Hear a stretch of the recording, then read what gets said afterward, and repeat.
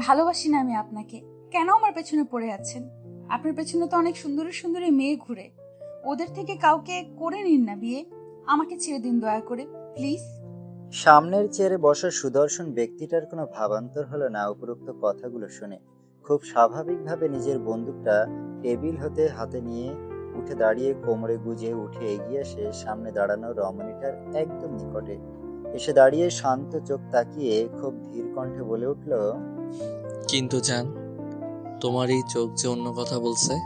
সাহাবের এমন কথায় আলো চোরা চোখে একবার আর চোখে সাহাবের দিকে তাকিয়ে আবার সঙ্গে সঙ্গে চোখ নামিয়ে নিজের মুখের উপর এসে থাকা ছোট ছোট চুলগুলো বাম হাতের সাহায্যে কানের পিঠে গুজিয়ে দিয়ে আমতা আমতা করে বলে ওঠে, দেখুন সাহাব জান, এখানে দেখা দেখির কথা বলছো? বিয়ের আগে এটা মোটেও ঠিক নয়। আর তো কিছুক্ষণ মাত্র কষ্ট করে অপেক্ষা করো, তারপর না হয় সারা দিন রাত দে। প্লিজ চুপ করুন আপনি। অসভ্য কথাগুলো বলা। লজ্জা করে না আপনার ছোট বোনকে এসব বলতে? আপন বোন না? তাছাড়া একটু পর আমাদের বিয়ে, বেবি। রেডি থাকো। শুনতে পান না আপনি? করবো না আপনাকে তুই কি চাস বিয়ের আগে বাসর করি আমি? আলোকে সবটা কথা সম্পূর্ণ করতে না দিয়ে বোকা হেসে বলে ওঠে সাহাব। আলো বিস্ময় চোখে তাকায় সাহাবের দিকে। এই লোকটা খারাপ আলো জানে, কিন্তু চরিত্রহীন এটা শোনেনি। আলো সেসব চিন্তা বাদ দিয়ে সাহাবকে আমতা আমতা করে জিজ্ঞেস করে, মানে?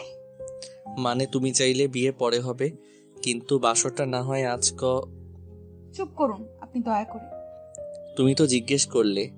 ভুল হয়েছে। এখন আপনি আসতে পারেন।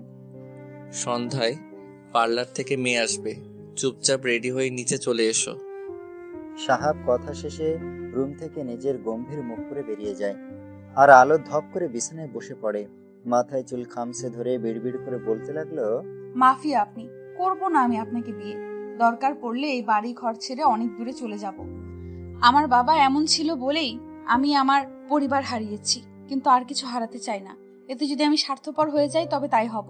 ভালোবাসলেই যে পেতে হবে এমনটা নয়। আমি আপনাকে দূর থেকে সব সময় ভালোবেসে যাব। কিছু কিছু ভালোবাসা দূর থেকেই সুন্দর, কাছে এলে তা ফিকে পড়ে। এসব ভাবতে ভাবতে আলো ঘুমিয়ে পড়ে। ভাইয়া, তুমি কি সত্যি ঠিক করে নিয়েছো আজকেই বিয়ে করবে? সাফারাত আমতা আমতা করে জিজ্ঞেস করে সাহাবকে। সাহাব সাফারাতের প্রশ্নে ভ্রু কুঁচকে তাকায় ছোট ভাইয়ের দিকে। অতঃপর নিজেও তেড়া ভাবে বলে ওঠে, তো তোর কি মনে হয় মজা করছি? এমা, ছি ছি। না, কেন মনে হবে? আসলে বাবা তো দেশে নেই, আর দাদুনের তো শরীর ভালো না, তাই বলেছিলাম। তোকে এসব ভাবতে হবে না। আমি বাবা আর দাদুনের সাথে কথা বলে নিয়েছি। আচ্ছা, মা কোথায়? সাফারাত দাঁত দ্বারা জিহবা কেটে বলে ওঠে, কিন্তু সাহাব সবটা শোনে না। উল্টো নিজে গম্ভীর মুখে বলে ওঠে, মনে হয় রান্নাঘরে। ওয়েট, ডাকছি। সাফারাত কথাটা শেষ করে গলা ছেড়ে মাকে ডাকতে লাগলো। সাহাব কানে হাত দিয়ে বিড়বিড় করে বলতে লাগলো, ইস, কেন যে ওকে মায়ের কথা জিজ্ঞেস করলাম, তার থেকে ভালো নিজে খুঁজে নিতাম। সাহাব বিড়বিড় করার মাঝেই শারমিন তালুকদার রান্নাঘর থেকে এসে ছোট ছেলের কান টেনে ধরে বলে ওঠে, তোমার দাদুন অসুস্থ, সেটা কি ভুলে গিয়েছো? আহ, লাগছে মা, ছাড়ো। কান ছাড়ানোর চেষ্টা করতে করতে বলে সাফারাত। শারমিন তালুকদার ছোট ছেলের কান ছেড়ে দিল। বড় ছেলের দিকে তাকিয়ে বলে উঠল, সব কাজ প্রায় শেষ। তোমার অ্যাসিস্ট্যান্ট আরিফ বলেছে আজই সে সন্ধ্যায় নিয়ে আসবে। হুম, আমাকেও কল করেছিল, বলেছে সব। অতঃপর তারা তিনজন টুকিটাকি কথা বলে। সাহাবের একটা ফোন আসায় সে বাড়ি থেকে বেরিয়ে যায়। আর যাওয়ার সময় বলে যায় সন্ধ্যার আগে চলে আসবে। শারমিন তালুকদার নিজের শাশুড়ির রুমে চলে যায়। আর সাফারাত উপরে আলোর রুমে আসে। তালুকদার বাড়ি কিছুটা রমরমা পরিবেশ। পাড়া প্রতিবেশীর সাথে অফিসের কিছু স্টাফ। যদিও বিয়েটা 1 মাস পরে হবার কথা ছিল। সাহাবের বাবা সেলিম তালুকদার বিদেশ থেকে আসার পর হওয়ার কথা। তবে কোনো এক অজানা কারণে সাহাব আজ সকালে তার বাবার সাথে কথা বলে আজ সব ঠিক করেছে। এখন বিকেল 4টা বাজে। সাহাব এখনো আসেনি বাড়িতে। সাফারাত ফোন দিয়েছে। সাহাব বলেছে আধ ঘন্টার মধ্যে সে পৌঁছে যাবে। সাফারাত আর শারমিন তালুকদার সব আত্মীয় স্বজনদের আপ্যায়ন করছে। আর লিভিং রুমে সোফায় শামলা তালুকদার হাসি হাসি মুখ করে বসে সবার সাথে কথা বলছে। কে বলবে তাকে কাল হসপিটাল থেকে আনা হয়েছে, এই তো তিনি এখন একদম সুস্থ আছে। এসব ভাবতে ভাবতে শারমিন তালুকদার এগিয়ে এসে শাশুড়িকে জিজ্ঞেস করলো তার শরীর খারাপ লাগছে কিনা। তিনি শারমিন তালুকদারের দিকে চোখ গরম করে তাকায়, যার মানে আমি অসুস্থ না, তোমরা আমাকে সুস্থ থাকলেও অসুস্থ বানিয়ে দাও কেন? তোমাদের বুঝি আমি সুস্থ থাকলে ভালো লাগে না? শাশুড়ির এমন চাহনি দেখে শারমিন তালুকদার হেসে দিলেন। হালকা জড়িয়ে ধরে বলে ওঠে, এত রাগ করতে নেই মা, আমরা তো আপনার ভালোই চাই। শামলা তালুকদার নিজেও ছেলের বউকে এক হাত মাথায় রেখে মুচকি হাসে। এক ছেলে তার, আর কোনো সন্তান হয়নি, তবে শামলার খুব শখ ছিল একটা মেয়ের, কিন্তু তার স্বামী কখনো সন্তান না হওয়া নিয়ে মন খারাপ করতেন না। কিন্তু ওনার স্বামী ওনাকে সান্ত্বনা দিতেন। এভাবে দেখতে দেখতে ছেলে বড় হতে লাগলো। তারপর ছেলে এতিম একটা মেয়েকে বিয়ে করলেন। উনি বা ওনার স্বামী হাসি মুখে মেনে নিয়েছিল ওনাদের না বলে বিয়ে করার সম্পর্ক, আর শারমিনকে নিজের মেয়ের মতো করে ভালোবাসতেন, আর এখনো বাসে। আর শারমিন তালুকদারও নিজের মায়ের অভাবটা শামলা তালুকদারকে দিয়ে মায়ের ভালোবাসার শূন্যস্থানটা পূরণ করে নিলেন। এসব ভাবতে ভাবতে শামলা তালুকদার মুচকি হাসে, কিন্তু হঠাৎ মুখ গম্ভীর করে বলে ওঠে, সবকিছু ঠিকঠাক নিয়েছিস তো? কোনো কিছু কমতি যেন না থাকে। মা ভরসা আছে। না থাকলে বুঝি এত বড় দায়িত্ব দিয়ে আমি নিশ্চিন্তে বসে থাকতাম? আমি সব সকালেই ওকে দিয়ে এসেছি, এখন শুধু পার্লারের মেয়ে আসাই বাকি। শারমিন তালুকদারের কথার মাঝেই দুইটা মেয়ে এলো। সাফারাত নিয়ে এসেছে মেয়েগুলোকে। মা, তুমি ভাবি রুমে ওনাদের দিয়ে এসো, ভাইয়া পাঠিয়েছে। আচ্ছা, আপনারা আমার সাথে আসুন। মেয়েগুলোকে উদ্দেশ্য করে বলে। শারমিন তালুকদার বুঝতে পারছে এরা পার্লার থেকে এসছে, তাই তিনি তাদের নিয়ে উপরে আলোর রুমের দিকে পা বাড়ালো। ওনার পিছনে পিছনে মেয়েগুলো এলো, কিন্তু আলোর রুমে প্রবেশ করে শারমিন তালুকদারের ভ্রু কুঁচকে আসে। ওয়াশরুমের দরজা খোলা, বারান্দায় দরজাটাও খোলা, রুমে কেউ নেই। শারমিন তালুকদারের কপালে চিন্তার রেখা ফুটে ওঠে। তিনি বারান্দায় এগিয়ে গিয়ে থমকে দাঁড়ায়। এটা কি করে করতে পারলো আলো? এটা করার আগে একবার কি মেয়েটার বুক কাঁপলো না? এতটা স্বার্থপর কি করে হলো? ম্যাম, আমরা কি চলে যাব? দুইটা মেয়ের মধ্যে একটা মেয়ে জিজ্ঞেস করে। মেয়েটার প্রশ্নে শারমিন তালুকদার সম্মতি ফিরে পায়। তিনি পেছন ফিরে হালকা হেসে বলে ওঠে, দরকার পড়লে আমরা আবার ডেকে নেব। মেয়েগুলো থমথমে মুখ করে চলে গেল। যাওয়ার সময় দুজনে কিছু কথা বলছিল, যা শুনে বাড়ির প্রতিটা মানুষ অবাক হলো। সাথে কিছু কিছু প্রতিবেশী মুখ টিপে হেসে টিটকারি করতেও পিছু পা হয় না। এদিকে শামলা তালুকদার এসব শুনে কেমন করতে লাগলো। সাফারাত ওনাকে কোলে নিয়ে বাড়ি থেকে বেরিয়ে এলো। শারমিন তালুকদার ততক্ষণে ড্রাইভারকে গাড়ি বের করতে বলে, আর ঠিক তখনই সাহাবের গাড়ি বাড়ির ভেতরে প্রবেশ করে। সাহাবের অ্যাসিস্ট্যান্ট আরিফ ড্রাইভিং করছে, আর সাহাব ফ্রন্ট সিটে বসে। বাড়ির বাইরে এত মানুষজনের ভিড় দেখে সাহাব গাড়ি থেকে নেমে এগিয়ে আসতেই দেখা মিলে সাফরাত শামলা তালুকদারকে কোলে নিয়ে দাঁড়িয়েছে, আর ড্রাইভার গাড়ি বের করছে। যা দেখে সাহাবের বুঝতে বাকি থাকে না দাদুন আবার অসুস্থ হয়ে পড়েছে। আর আশেপাশে থেকে আসা কিছু কথা শুনে বুঝতে বাকি থাকে না দাদুনের অসুস্থ হওয়ার কারণ। দাদুনকে গাড়িতে তুলে দিয়ে সাফারাত আর শারমিন তালুকদারকে সাথে পাঠিয়ে দেয়, আর নিজেও নিজেদের পারিবারিক ডক্টরকে ফোন দিয়ে জানিয়ে দেয়। অতঃপর আবারও কাউকে ফোন করে। কথা শেষে ফোন কাটে। তারপর আরিফের দিকে তাকিয়ে বলে ওঠে, এই এলাকা ছেড়ে যেন বেরোতে না পারে। আরিফ সাহাবকে নিয়ে চিন্তা না করতে বলে নিজেও বেরিয়ে পড়ে বাড়ি থেকে। আর সাহাব নিজের মাথায় চুল খামছে ধরে দু হাতে, তারপর বিড়বিড় করে বলে ওঠে, জান, একদম ঠিক করনি এটা। তুমি হয়তো জানোই না, তুমি নিজের অজান্তেই কত বড় একটা ভুল করলে, আর কতগুলো মানুষকে কষ্ট দিলে। কিন্তু তুমি কি ভেবেছো পালিয়ে গিয়ে বেঁচে যাবে আমার কাছ থেকে? তবে তুমি ভুল, আমার থেকে মুক্তি পাবে না কিছুতেই। আমার বেঁচে থাকতে হলে যে তোমাকে চাই চাই। মাফিয়া আমি। আলো ওর এক ফ্রেন্ডের বাসায় এসেছে। সন্ধ্যা এসেছে, আর এখন রাত 10টার বেশি সময় বাজে। এর মধ্যে সাহাব খুঁজে নিয়ে এখানে এসে পড়েছে। আলো আজ রাতটা এখানে কাটিয়ে কাল চট্টগ্রাম চলে যেত। এখন যার বাসায় এসেছে ওর বোনের বাসায়, সেখানে ভার্সিটিতে অ্যাডমিশন নিত। আর দু একটা টিউশন করিয়ে একা একা জীবন কাটাবে বলে ঠিক করেছিল, কিন্তু সেটা মনে হয় আর হচ্ছে না। আলো এসব ভাবছিল, কিন্তু সাহাব আবারও ধমকের সুরে বলে ওঠে। কি হলো? উত্তর দিচ্ছ না কেন? সাহাবের ধমকে আলো হালকা নড়ে চড়ে দাঁড়ায়, অতঃপর মাথাটা তুলে একবার চোরা চোখে তাকায় সাহাবের দিকে, আবারও মাথা নুয়ে আমতা আমতা করে প্রশ্নের জবাব দেয় আলো। হ। না ম্যাম, স্যার তো যারা ড্রাগস বিক্রি করে তাদের। কিন্তু আরিফ আলোর উত্তর না শুনে নিজে কিছু বলতে যাচ্ছিল, কিন্তু সাহাব তার আগেই ধমক দিয়ে ওঠে। আরিফ, ব্যাস, আরিফ আর কিছু বলতে পারে না, সাহাবের দিকে তাকিয়ে একটা ঢোক গিলে নেয়। সাহাব আরিফকে উদ্দেশ্য করে চেঁচিয়ে বলে ওঠে। বাহিরে যাও।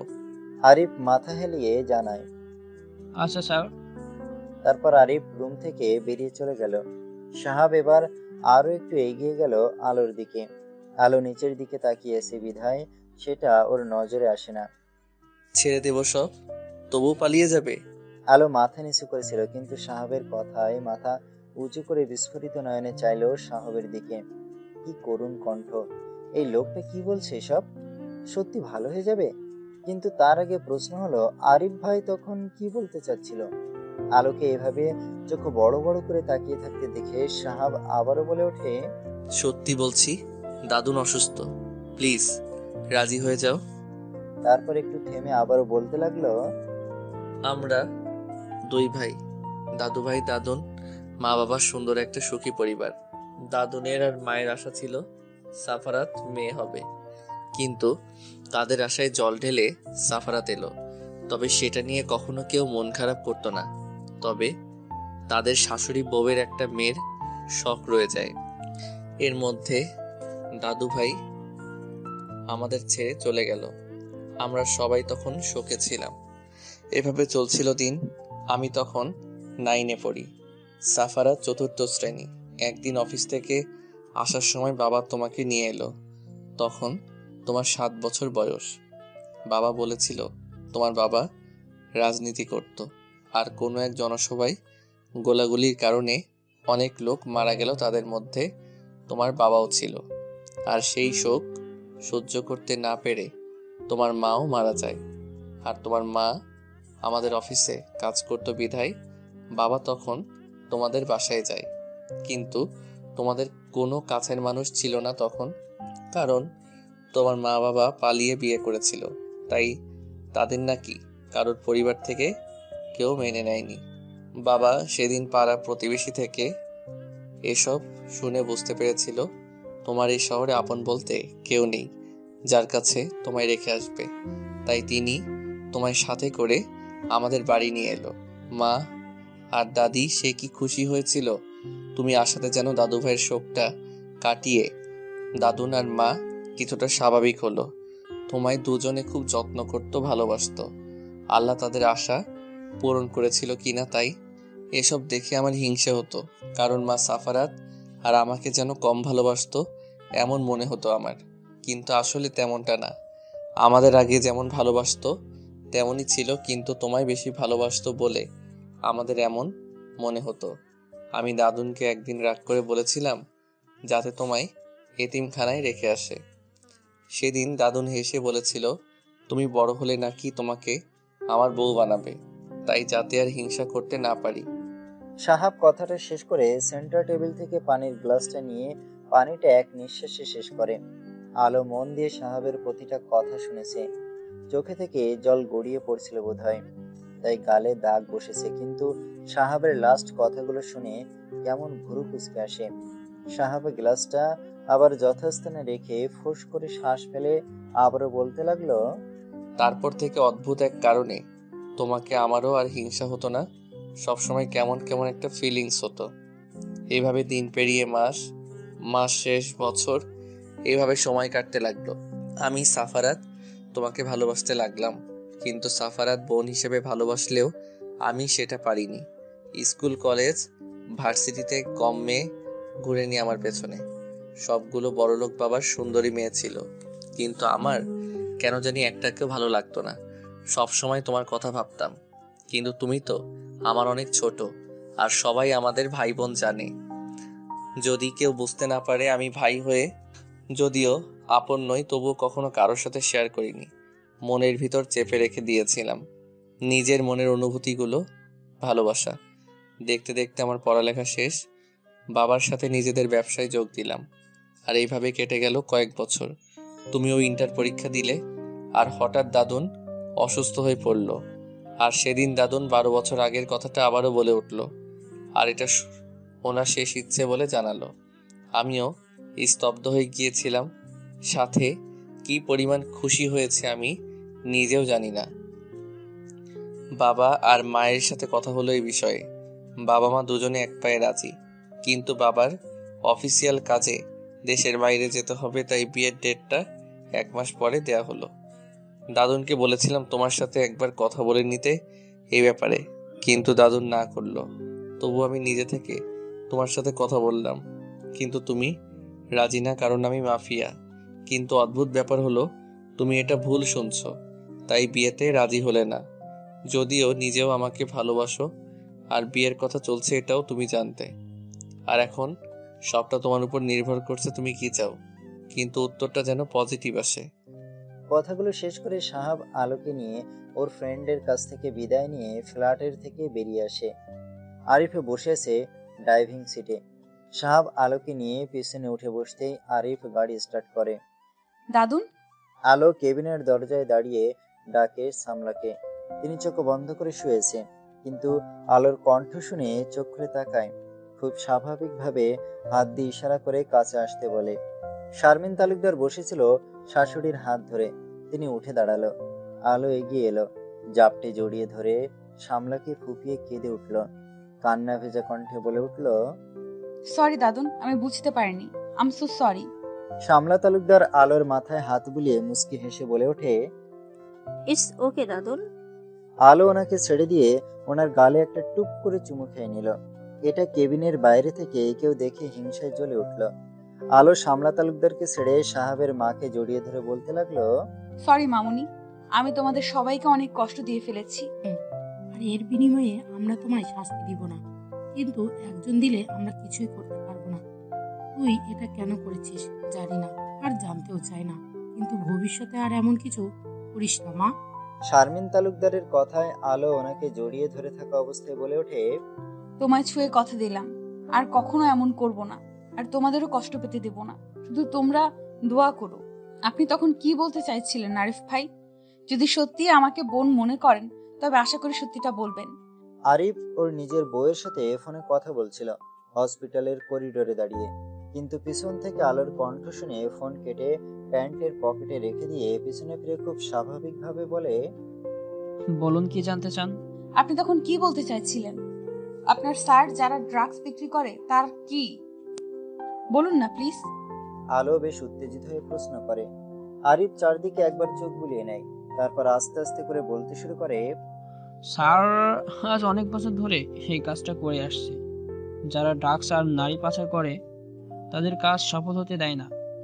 স্যার মাফিয়া, কিন্তু শুধু খারাপ মানুষের কাছে। এতটুকুই জেনে রাখুন ম্যাম। কথাগুলো শেষ করে আলোকে কিছু বলতে না দিয়ে আরিফ হন্তদন্ত হয়ে চলে গেল। আলো হতভম্ব হয়ে দাঁড়িয়ে আছে, না জেনে শুনে কি করে বসলো। আচ্ছা, সাহাব ভাই কি এত বড় ভুল করার পরেও বিয়ে করবে ওকে? আলো যখন ভাবনায় বিভোর, ঠিক তখনই সাহাব পেছন থেকে বলে ওঠে। এত রাতে এখানে কি করছো একা একা? সাহাবের কথায় আলোর সম্মতি ফিরে পায় আর চারদিকে চোখ বোলায়। তারপর সাহাবের দিকে ফিরে বলে ওঠে, কই কিছু না। দাদুনকে কাল সকালে রিলিজ দিবে। ডক্টরের সঙ্গে কথা বলে এসেছি, মা বলেছে তোমাকে নিয়ে বাড়ি যাওয়ার জন্য। আলো আর কথা বাড়ায় না, সাহাবের সাথে হসপিটাল থেকে বেরিয়ে আসে। রাত 1:30 বাজে। মানুষজন একদমই নেই বললেই চলে। শুধু হসপিটালের আশেপাশে 2-3টা ওষুধ ফার্মেসি খোলা, আর বড় বড় গাড়িগুলো সাই সাই করে আওয়াজ তুলে আবারও চলে যাচ্ছে। বাইরে ঠান্ডাটা একটু বেশি লাগছে। আলোর মনে হচ্ছে হসপিটালের ভেতর একটু কম ছিল। আলো ফ্রন্ট সিটে বসে আছে, 2 বাহুতে 2 হাত ঠেকিয়ে। গাড়ি চলছে নিজ গন্তব্যে, আর বেশি সময় লাগবে না, হয়তো আধ ঘন্টা। আলো সব ভাবতে ভাবতে নিজের হাত দুটি ওড়নাটা আরো একটু টেনে টুনে গায়ে জড়ালো। কিন্তু হায় আফসোস, এই পাতলা ওড়না কি আর এই জানুয়ারি মাসের কনকনে শীত দমন করার মতো পোশাক? তবুও চুপচাপ বসে আছে। সাহাব দেখছে আর চোখে, একটু পর পর প্রেয়সীকে দেখছে, কিন্তু ওর বেশ মজাই লাগছে কেন জানি। কিন্তু আলোর মলিন হয়ে থাকা মুখের দিকে তাকিয়ে আর ভালো লাগে না। কিছু ভেবে মাঝ রাস্তায় গাড়ি থামিয়ে নেয়। নিজের শরীর থেকে ব্লেজারটা খোলে, আলোর গায়ে সামনে থেকে জড়িয়ে দেয়। আলো হতভম্ব একটু নড়ে চড়ে বসে, আর চোখে তাকালো সাহাবের দিকে। বুকের বেশ অনেকটা জায়গা উন্মুক্ত, শার্টের বোতাম বেশ কয়টা খোলা, যার ফলে লোমযুক্ত উন্মুক্ত বুকটা বেশ মোহনীয় লাগছে। আলো সেদিকে তাকিয়ে আবারও মাথা নিচু করে, যা দেখে সাহাব ঠোঁট টিপে হাসে। সাহাব মুখে হাসি রেখে আবারও গাড়ি স্টার্ট করে। আপনার ঠান্ডা লাগবে। মিনমিন করে বলে ওঠে, না, কেন? বাইরে অনেক ঠান্ডা। তুমি আমার আশেপাশে থাকলে আমার এসিতেও গরম লাগে, সেখানে এই শীত নিছক তুচ্ছ। আলোর প্রশ্নে সাহাবের এমন জবাবে আলোর শরীর শির দাঁড়া দিয়ে শীতল স্রোত বয়ে গেল। চোখ ঘুরিয়ে মাথা নুয়ে নিল। লজ্জা পেয়েছে কিনা কোনো কথা বলে না পুরো রাস্তা আলো। সাহাব বলেনি। গাড়ি এসে তালুকদার বাড়ির গেট দিয়ে ভিতরে প্রবেশ করার পরপরই সাহাব গাড়ি থামিয়ে গাড়ি থেকে নেমে পড়ে। আলো নামে। সাহাব দারোয়ানকে চাবি দিয়ে গাড়ি গ্যারেজে রাখতে বলে। আলোকে নিয়ে বাড়িতে চলে এলো। বিয়ে হয়নি বলে বেঁচে গেলে, নয়তো এই লজ্জা পাওয়া মুখটা তোমার কাল হয়ে দাঁড়াতো। সাহাব কথাগুলো বলে আগে আগে সিঁড়ি বেয়ে উপরে উঠে নিজের রুমে চলে গেল। আলোর বাক্যগুলোর মানে বুঝতে মিনিটখানেক সময় লাগে। বুঝতে পেরে আবারও লজ্জা পায়, কিন্তু পরক্ষণে ভাবে এই লজ্জা পাওয়ার জন্যই তো এসব শুনতে হলো। আর এসব ভেবে নিজের উপর নিজেই বিরক্ত হলো। এই লোকের সামনে কেন লজ্জা পেতে হবে? কিন্তু লজ্জার কি দোষ? এই অসভ্য লোকই তো এমন নির্লজ্জ মার্কা কথা বলে, তাই সব দোষ এই লোকের। আলো এসব ভাবতে ভাবতে সিঁড়ি দিয়ে উপরে উঠতে উঠতে বিড়বিড় করে বলে ওঠে, নিজে যেমন অসভ্য, কথাগুলো তেমন অসভ্য। বাবা বলনি আজ আসবে? কাজ শেষ, ভাবছিলাম কদিন পর ফিরবো, কিন্তু তোমার দাদু অসুস্থ, তাই কাল সন্ধ্যায় ফ্ল্যাটে, আজ সকালে বাড়ি। সাহাবের প্রশ্নের জবাব দিয়ে সেলিম তালুকদার গিয়ে সোফায় মায়ের পাশে বসে জিজ্ঞেস করে, মা এখন কেমন লাগছে? বিয়েটা হলে পুরোপুরি সুস্থ হয়ে যাব। মুখ গোমট ভাব নিয়ে বলে ওঠে সালমা তালুকদার। মায়ের এমন কথায় সেলিম তালুকদার আর সাফারাত সহ উপস্থিত সবাই হেসে দিল। সাহাব নির্বিকার। আলো শারমিন তালুকদার পেছনে দাঁড়িয়ে লজ্জায় রংধনু হচ্ছে। হ্যালো, এদিকে এসো, বসো বাবার পাশে। সেলিম তালুকদারের ডাকে আলো লজ্জা ভুলে শারমিন তালুকদারের পেছনে হতে পা টিপে টিপে এগিয়ে গিয়ে ওনার পাশে বসে। আলোর ঠিক বরাবর অপর পাশের সোফায় সাহাব বসে, আর তার পাশে সাফারাত। দেখো, তোমাকে না বলে হয়তো আমাদের এত বড় একটা সিদ্ধান্ত নেওয়া ভুল হয়েছে। দ্বিতীয়বার আমরা কেউ আর সেটা করতে চাই না। এখন তুমি যা বলবে তাই হবে। আমি তোমার কাছে এখনই উত্তর চাচ্ছি না, তুমি ভাবো, সময় নাও। সময়ের দরকার নেই বাবাই, তোমাদের যা ভালো মনে হয় করো। আর আমি জানি আমি ভুল করেছি, হয়তো তোমাদের অনেক কষ্ট দিয়ে ফেলেছি, আর তোমরা সেটার জন্য কেউ আর প্লিজ কষ্ট পেও না। কথাগুলো বলে আলো আর এক সেকেন্ডও বসে না, দৌড়ে উপরে চলে যায়। সেলিম তালুকদারও সবার সাথে আলাপ আলোচনা করে ফ্রেশ হতে যায়। সাফারাত ভার্সিটির উদ্দেশ্যে বেরিয়ে যায়। শারমিন তালুকদার শাশুড়িকে নিয়ে ওনাকে রুমে দিয়ে আসতে যায়। সাহাবও খাবার টেবিলে থাকা ঝুড়ি থেকে একটা আপেল নিয়ে খেতে খেতে উপরে চলে এলো। আলো কম্বল গায়ে বিছানায় গোল হয়ে বসে আছে, একটা উপন্যাসের বই হাতে। দরজা খোলার শব্দে সেদিকে তাকিয়ে দেখলো সাহাব দাঁড়িয়ে আছে, মুখে হাতে আধ খাওয়া আপেল। আলো সেদিক হতে চোখ ফিরিয়ে মুচকি হেসে সাহাবকে জিজ্ঞেস করে ওঠে, কিছু বলবেন? সাহাবের কোনো হেলদোল নেই, আলোর দিকে এক দৃষ্টিতে তাকিয়েছে, যা দেখে আলোর ভুরু কুঁচকে আসে। বই পাশে রেখে বিছানা থেকে নেমে সাহাবের সন্নিকটে আসে। সাহাব ভাইয়া। আলোর জোরে ডাকে সাহাব ধড়ফড়িয়ে উঠে কানে হাত দিয়ে চেপে ধরে চোখ বন্ধ করে নেয়, যা দেখে আলো জোরে জোরে হাসতে থাকে। সাহাব কান হতে হাত সরিয়ে নেয়, হাতে থাকা আধ খাওয়া আপেল গুঁজে দেয় আলোর মুখে, তারপর নিজেও চোখ টিপে দিয়ে বলে ওঠে, এটা শেষ করে রেডি হয়ে এসো, আর তুমি চাইলে এভাবেও আসতে পারো, আমার কোনো প্রবলেম নেই। বলে আবারও চোখ টিপ দিয়ে রুম ত্যাগ করে। আর আলো সেদিকে এখনো চোখ বড় বড় তাকিয়ে মুখ থেকে আপেলটা বের করে নিজের শরীরে দৃষ্টি বুলিয়ে নিজেই লজ্জায় পড়ে যায়। এই শীতের মৌসুমে আলোর কান গরম হয়ে আসে। এক হাতে কান চেপে ধরে বিড়বিড় করে বলে ওঠে, অসভ্য পুরুষ। ফুল দিয়ে সাজানো সাহাবের রুমের বিছানার মাঝখানে হালকা মিষ্টি কালার একটা শাড়ি পরে বসে আছে আলো। সাথে অস্থিরতা আর লজ্জা দুইটা মিলে কেমন একটা লাগছে। সাথে আছে কত রকম চিন্তা। রাত এখন 12টার কোঠায় পৌঁছায়নি। সাহেব এখনো আসেনি। শারমিন তালুকদার আলোকে রাত 10:30টার দিকে এখানে রেখে গিয়েছে।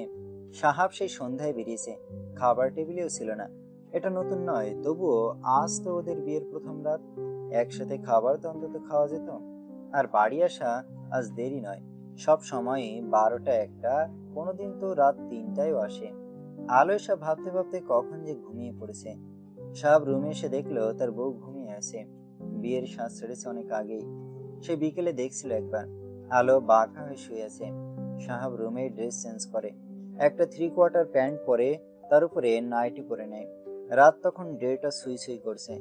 লাইট সব অফ করা। সন্ধ্যায় জ্বালানো মোমবাতিগুলো এখনো আছে, তবে আর বেশি হলে মিনিট 5 মতো সময় জ্বলবে, তারপর শেষ হয়ে যাবে। সাহাব সেসব লক্ষ্য করে রুমে ড্রিম লাইট অন করে দেয়। বিছানায় গিয়ে বউকে সোজা করে শুয়ে দিতে গিয়ে আলোর তন্দ্রা ছোটে। ধড়ফড়িয়ে কম্বল সমেত উঠে বসে, ডান পাশে দেওয়ালে ঘড়ির দিকে তাকিয়ে। আবারও সাহাবকে পিছনে ফিরে শুয়ে পড়ে। সাহাব দুষ্ট হাসে। বউ যেহেতু ঘুমে নাই, বাসর তো করাই যায়। সাহাব আস্তে করে আলোর চুলগুলো ঘাড় থেকে সরিয়ে নিজের ঠোঁট ছুঁয়ে দেয় সেখানে। কম্বলের নিচ দিয়ে নিজের শক্ত দানবীয় হাতটা আলোর পেটের উপর রাখে। আলো তৎক্ষণাৎ সাহাবের হাত সরিয়ে উঠে বসে। চোখে জলে টলমল করছে। সাহাব হকচকিয়ে ওঠে। অস্থির হয়ে আলোকে আগলে নিতে নিতে জিজ্ঞেস করে, কি হয়েছে, কান্না কেন করছো? আলো কিছু বলে না, ফোঁপাতে থাকে। সাহাব আলোকে বুকের উপর থেকে আলগা করে আলগোছে গালে হাত রাখে। নিজের ঠোঁট দ্বারা আলোর চোখ হতে গাল বেয়ে গড়িয়ে পড়া পানিটুকু শুষে নেয়। আলো সাহাবের স্পর্শে কেঁপে ওঠে। চোখ বন্ধ করে সাহাবের পরিহিত কাপড়ের উপর দিয়ে শক্ত করে খামচে ধরে পিঠ। সাহাব সেভাবেই ধরে রাখে বউকে। এভাবে কাটে অনেকক্ষণ। দুইজনেই চুপচাপ। অতঃপর হঠাৎ আলো বলে ওঠে, আপনি বলেছিলেন সব ছেড়ে দেবেন। সাহাব কিছু বলে না। সেভাবে আগের ন্যায় বউকে বুকে নিয়ে চোখ বন্ধ করে থাকে। সময় লাগবে, আস্তে আস্তে চলে আসবো। সত্যি? হুম। ঘুমিয়ে পড়ুন। আলোর কথা শুনে সাহাব চোখ বড় বড় করে তাকায় আলোর দিকে। তারপর আলোর ঘাড়ে নিজের বাম হাতটা রেখে শান্ত চোখে তাকিয়ে বলে ওঠে, বাসর করব না? আলো লজ্জা পাচ্ছে। যাই হালকা ড্রিম লাইটের আলোর মাঝেও চোখে পড়ে সাহাবের। আলো আলগোছে সাহাবের হাতটা নিজের ঘাড় থেকে নামাতে চেষ্টা করতে করতে মিনমিন করে বলে ওঠে, ওয়াশরুম যাব। সাহাব মাথা নেড়ে সরে বসে। আলো উঠে ওয়াশরুমে চলে যায়। সাহাব শুয়ে পড়ে। মিনিট 5 মাথায় আলো বেরিয়ে আসে। সাহাবের পাশে বালিশে শুয়ে পড়ে, কিন্তু সাহাব ওকে টেনে এনে নিজের বুকের ওপর রেখে শক্ত করে জড়িয়ে ধরে বলে ওঠে, একদম নড়াচড়া করবে না। বাসর তো করতে দিবে না। শান্তিতে একটু ঘুমাতে চাই। আলো আর নড়ে না, কিন্তু ওর কেমন অস্থির অস্থির লাগছে। আলোর মাথাটা সাহাবের বুকে থাকার ফলে আলো সাহাবের হার্টবিট খুব গভীরভাবে অনুভব করতে পারছে। আলো কানটা সাহাবের বুকে রেখে হার্টবিট শুনতে শুনতে একসময় ঘুমিয়ে পড়ে। সাহাব চোখ জোড়া বন্ধ করেছিল এতক্ষণ, কিন্তু ঘুমায়নি। আলোর ঘন ঘন নিঃশ্বাসের শব্দে সাহাব চোখ মেলে তাকায়। আর আলোর মাথাটা প্রথমে নজরে পড়ে। সাহাব আলোর মাথার তালুতে চুমু আঁকে আর বিড়বিড় করে বলে ওঠে, তুমি আমার মানসিক শান্তি, তুমি আমার শখের। ভীষণ ভালোবাসি তোমায়, কিন্তু তোমাকে দেওয়া কথাটা আমি রাখতে পারবো না জান। আরো শক্ত করে জড়িয়ে ধরে বউকে। অতঃপর নিজেও ঘুমিয়ে পড়ে। কিন্তু সাহাব হয়তো জানতোই না আলো ঘুমায়নি। সেও শুনছিল সাহাবের বলা প্রতিটা কথা। আলো সাহাবের দিকে তাকিয়ে কিছু ভাবতে ভাবতে আবারও সাহাবের বুকে মাথা রেখে ঘুমের দেশে তলিয়ে যায়। সকালে 8টার বেশি সময় বাজে। আলো ঘুমিয়েছে আর সাহাব বউয়ের দিকে তাকিয়েছে। রাতে সাহাব বউকে জড়িয়ে ধরে থাকলেও এখন উল্টো। বউ তার এখন নিজ থেকে শক্ত করে জড়িয়ে ধরে আছে, যার ফলে সাহাব এখন উঠতে পারছে না। যদি বউয়ের ঘুম ছুটে যায়, তাই নিজেও নড়াচড়া করছে না। এভাবে প্রায় অনেকক্ষণ সময় কেটে যায়, কিন্তু সাহাব তার বউয়ের দিকে একরাশ মুগ্ধতা নিয়ে এখনো তাকিয়েছে এক দৃষ্টিতে। কিন্তু মেয়েটার জন্য সেটাও আর হলো না। নিচে নাস্তা করতে যাওয়ার ডাক পড়েছে। সাহাব আলোকে আস্তে করে নিজের শরীরের উপর থেকে সরিয়ে হাতের বাঁধনগুলো খুলে বালিশে শুয়ে দিয়ে নিজে উঠে তোয়ালে নিয়ে ফ্রেশ হতে চলে যায়। মিনিট 10 মধ্যে ওয়াশরুম থেকে বেরিয়ে আসে সাহাব। আলো ততক্ষণে উঠে বসে বিছানার মধ্যে, চোখগুলো ফোলা। রাতে কান্না করেছে কিনা চুল এলোমেলো, সাথে শরীরে কাপড় ঠিক নেই। সাহাবকে সেদিকে তাকিয়ে যেন নেশা ধরে এলো। শুধু আলোর মাঝে দৃষ্টি আটকে আছে। আলো সাহাবকে এভাবে তাকিয়ে থাকতে দেখে ভ্রু কুঁচকে জিজ্ঞেস করে, কি হয়? কিন্তু কথা শেষ করার আগে একবার নিজের দিকে দৃষ্টি বুলিয়ে সবটা কথা সম্পূর্ণ না করে শাড়ি টেনে টুনে ঠিক করতে ব্যস্ত হয়ে পড়ে। কিন্তু সাহাব পাশের সোফায় তোয়ালে ছড়িয়ে ফেলে এগিয়ে আসে ঘুম থেকে ওঠা সদ্য বউয়ের নিকটে। হাঁটু মুড়ে বিছানায় বসে বউয়ের সামনে। আলো ততক্ষণে বুঝে গিয়েছে সাহাবের মতলব, তাই ধাক্কা দিয়ে বিছানা থেকে নামার চেষ্টা করে। কিন্তু সাহাব তা হতে দিলে তো? স্বামীর এমন শক্তপোক্ত শরীর থেকেও যদি বউ এই রোমান্টিক সময় পালিয়ে যায়, তবে লোকচক্ষু মুখ দেখানো দায় হবে যে। আর সেটা কিন্তু এই সামনে বসা সুদর্শন পুরুষ হতে দেবে? হুম। সাহাব আলোকে এক ঝটকায় নিজের কোলে এনে বসালো। কাঁধ হতে শাড়ির আঁচল সরিয়ে চুমু ওঠে সেখানে। আলো কেঁপে উঠে শক্ত করে চোখ খিচে বন্ধ করে নেয়। চোখ বন্ধ করে কাঁপা কাঁপা ঠোঁট নেড়ে বলে ওঠে, ফ্রেশ হব। দরকার নেই, করছিলাম না কন্ট্রোল। তুই তো সবটা আবার এলোমেলো করে দিলে, এখন সহ্য করতে হবে।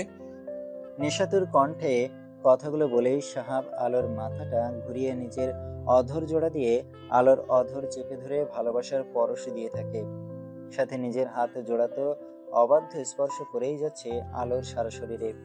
বেশ অনেকটা সময় নিয়ে সাহাব আলোর ঠোঁটের উপর রাজত্ব চালিয়ে ছেড়ে দিয়ে দুগালে হাত রেখে বলে ওঠে, আমি আর ধৈর্য ধরতে পারলাম না জান। তোমাকে আমার সম্পূর্ণ চাই, একদম নিজের করে নিজের অস্তিত্ব বানাতে। আলো পিটপিট করে তাকায় সাহাবের দিকে, যা দেখে সাহাব ঠোঁট এলিয়ে হাসে। আলোর এলোমেলো চুলগুলো কানের পিঠে গুজে দিতে দিতে আবারও আবদার কণ্ঠে বলে ওঠে, জান ভালোবাসি। স্বামীর এমন আবেদন কি স্ত্রী হয়ে ফিরিয়ে দিতে পারে কোনো নারী? আলোও পারে না। শক্ত করে জড়িয়ে ধরে নিজের ইচ্ছে জানান দেয়। সাহাবও নিজের উত্তরে পেয়ে বউকে নিয়ে নিজের ভালোবাসার রাজ্যে পাড়ি জমায়। বাবা, আমাদের ইতিমখানায় আজ সকাল থেকে একটা মেয়ে পাওয়া যাচ্ছে না। আমি শুনেছি। তুমি ভাইয়াকে ডাকো। সেলিম তালুকদারের কথা শুনে সাফারাত দৌড়ে উপর সাহেবের রুমের উদ্দেশ্যে চলে গেল। শারমিন তালুকদার কপালে চিন্তার ভাঁজ ফেলে থমথমে কণ্ঠে স্বামীর উদ্দেশ্যে বলে ওঠে, কি হচ্ছে বলুন তো? কয়েকদিন আগে 2টা বাচ্চা চুরি হয়ে গেল, আর আজ 18 বছরের একটা যুবতী মেয়ে। বুঝতে পারছি না। আচ্ছা, তোমরা এ নিয়ে চিন্তা করো না। মা কোথায়? রুমে ঘুমিয়ে আছে। তাদের স্বামী স্ত্রীর কথার মধ্যে সাহাব সাফারাত দুইজনে নিচে এলো। আর ঠিক তখনই আরিফ বাড়ির ভিতরে প্রবেশ করে। সাহাবের কাছে এসে দাঁড়ায়। সেলিম তালুকদার কথা বলছে সাহাবের সঙ্গে। সাফারাতের সেদিকে কোনো মনোযোগ নেই। সে এক মনে কিছু ভেবে চলেছে। শারমিন তালুকদার একজন মেয়েটকে ডাকতে ডাকতে রান্নাঘরে চলে গেল। আরিফ কিছু একটা করছে ফোনে। আলো নিচে এসে সোজা রান্নাঘরে চলে গেল। শারমিন তালুকদার আলোকে ডাইনিং টেবিলে বসতে বলে মেয়েটকে খাবার দিতে বলে, কিন্তু আলো নিষেধ করে সব সময়ের মতো নিজে খাবার নিয়ে রান্নাঘরে শারমিন তালুকদারের পাশে একটা টুলে বসে খাবার খেয়ে নিল। শারমিন তালুকদার বেশ খুশি। এটাই চাইতো তিনি, একটা মেয়ে যে সব সময় তার পাশে পাশে ঘুরঘুর করবে। আর এখন থেকে এটা সব সময় হবে, তিনি নিশ্চিত। এসব ভাবতে ভাবতে তিনি কফিগুলো একজন মেয়েদের হাতে দিয়ে ড্রয়িং রুমে দিয়ে আসতে বলে, আর নিজেও সানায়াকে নিয়ে লিভিং রুমে আসে। আচ্ছা আমি দেখছি বাবা, চিন্তা করো না। কথাটা শেষ করে সাহাব কফির কাপে চুমুক বসায়। এর মধ্যে শামলা তালুকদার এখানে এসে উপস্থিত হয়েছে। সাহাব দাদুনের ভালো মন্দ জিজ্ঞেস করে, তারপর হাতে থাকা মগটা সেন্টার টেবিলে রাখতে রাখতে আলোকে রুমে আসার জন্য ইশারা করে। শারমিন তালুকদার সেটা লক্ষ্য করে, আর সাহাব উপরে যাওয়ার সাথে সাথে তিনিও আলোকে রুমে যাওয়ার জন্য বলে।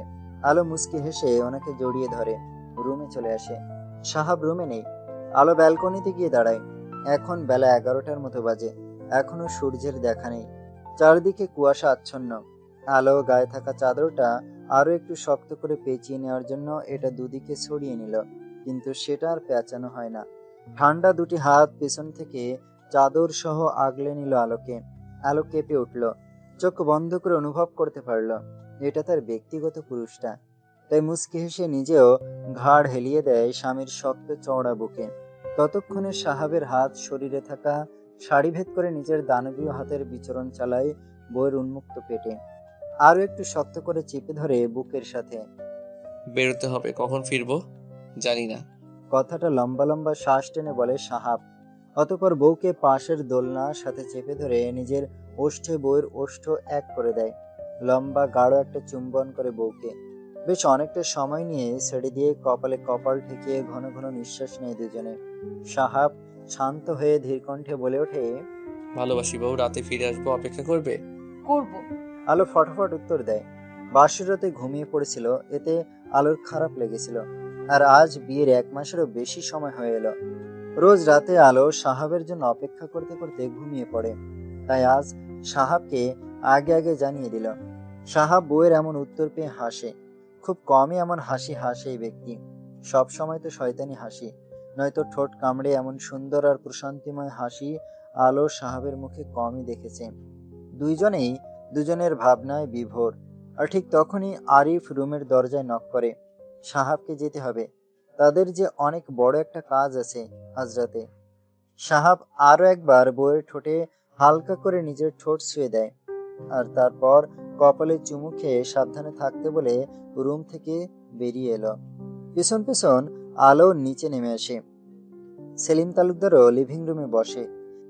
ছেলেকে দেখে উঠে এসে ছেলের কাঁধে চাপড় মেরে বলে ওঠে, সাবধানে, আর আমি সব রকম ব্যবস্থা করে রাখবো। সাহাব মুচকি হাসে। মায়ের কাছে বলে সাফারাত। আরিফকে নিয়ে বাড়ি থেকে বেরিয়ে গেল। রাত 12:41 বাজে। আলো বসে একটা উপন্যাস করছে। একটু আগে এসেছে শারমিন তালুকদারের রুম থেকে। সন্ধ্যায় যখন লিভিং রুমে বসে নাস্তা করেছিল সবাই, আর ঠিক তখনই একটা কল আসে, আর তিনি হন্তদন্ত হয়ে বেরিয়ে যায়। আলোর কেমন অস্থির অস্থির লাগছে, ভালো লাগছে না কিছু।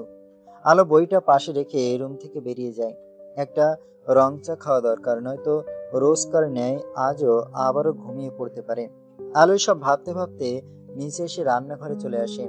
তারপর চা করে নিয়ে রান্নাঘর থেকে বেরিয়ে লিভিং রুমে আসতেই বাড়ির কলিং বেলটা সশব্দে বেজে ওঠে। কেউ অনবরত বেল বাজিয়ে যাচ্ছে। আলোর ভুরু কুঁচকে আসে। চায়ের কাপটা সেন্টার টেবিলে রেখে দৌড়ে গিয়ে দরজা খোলে। সাফারাত দাঁড়িয়েছে কোলে একটা মেয়ে। মেয়েটাকে আলো চেনে, সাহাবদের এতিমখানার। মেয়েটা সাফারাতের কোল থেকে কিসব আবল তাবল বকে যাচ্ছে। আলো অবাক হয়ে কিছু জিজ্ঞেস করতে যাবে, তার আগে সাহাব সাফারাতের পেছন থেকে আলোকে উদ্দেশ্য করে বলে ওঠে, আগে ভিতরে যেতে দাও, পরে সব বলছি। আলো সরে দাঁড়ায়। ততক্ষণে বাড়ির কাজের লোক আর শারমিন তালুকদারও লিভিং রুমে এসে উপস্থিত হয়েছে। সাফারাত মেয়েটাকে সোফায় শুয়ে দিয়ে আলোকে পাশে বসতে ইশারা করে। আলো চট করে মেয়েটাকে আগলে নিয়ে বসে। সাহাব ততক্ষণে একজন মেয়েটকে লেবুর পানি আনতে বলে। সেলিম তালুকদার স্ত্রীর সাথে কিছু বলছে, যা শুনে শারমিন তালুকদার কিছু বুঝতে পারছে।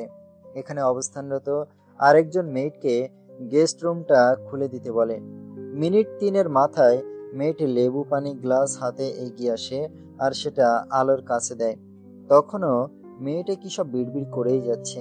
আলো অনেক কষ্টে শারমিন তালুকদারের সাহায্যে মেয়েটাকে পানিটা খাওয়াতে সক্ষম হয়। এর একটু পর মেয়েটা আস্তে আস্তে ঘুমিয়ে পড়ে, আর মেয়েটকে বলে মেয়েটাকে রুমে পাঠিয়ে দেয় তাদের সাহায্যে।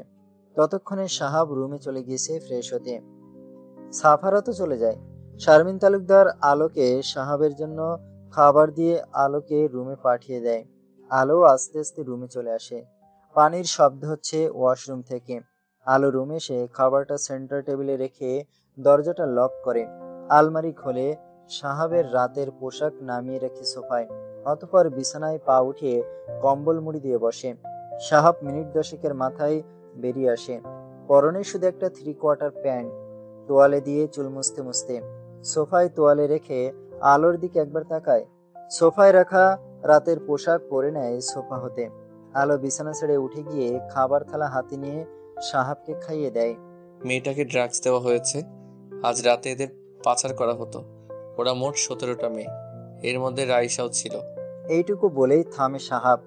আলোকে আরো একটু বুকের সাথে চেপে ধরে। কম্বলটা দুজনের উপর টেনে নেয় আরো কিছুটা। আমাদের এতিমখানার 8 জন, বাকিগুলো বাহিরের। সবাইকে তাদের পরিবারের কাছে পৌঁছে দেওয়া হয়েছে। আর এতিমখানার 8 জনের মধ্যে 7 জনকে ওখানে রেখে এসেছে আরিফ। কিন্তু সাফারাত রাইসাকে কিছুতেই ওখানে রেখে আসতে রাজি নয়। বোঝা গিয়েছে কিছু? কিন্তু রাইসার 18 বছর হয়নি এখনো। হুম, দাদুনের সাথে কথা বলে দেখা যাক কি করা যায়। সাহাবের কথায় আলো আর উত্তর করে না, চুপচাপ সাহাবের বুকে মাথা রেখে শুয়ে থাকে। কিন্তু সাহাব কি চুপচাপ থাকার লোক? উহুম, নিজেও ঘুমাবে না আর বউকেও ঘুমোতে দেবে না। আলো মাথাটা একটু উঁচু করে ঘুম ঘুম চোখে পিটপিট করে তাকিয়ে আস্তে করে বলে ওঠে, কাল ভার্সিটির প্রথম দিন। সাহাব তৎক্ষণাৎ অনেকটাই বউকে আগলে নিয়েছিল, কিন্তু আলোর মিনমিন করে করা আবদার শুনে থেমে যায়। দুহাতে বউকে শক্ত করে চেপে ধরে চোখ বন্ধ করে লম্বা লম্বা শ্বাস ফেলে বলে ওঠে, হুম, সাফারাত দিয়ে আসবে।